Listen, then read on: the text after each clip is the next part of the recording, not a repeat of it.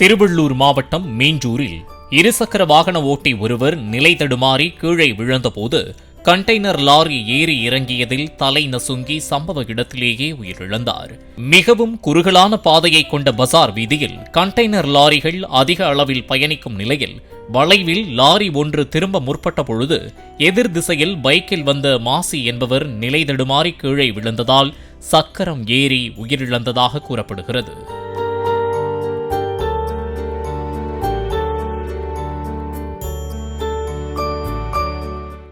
Play store மற்றும் app ஸ்டோரில் இருந்து பாலிமர் செயலியை QR கோடு மூலம் பதிவிறக்கம் செய்யுங்கள். செய்திகளை உடனுக்குடன் பெறுங்கள்.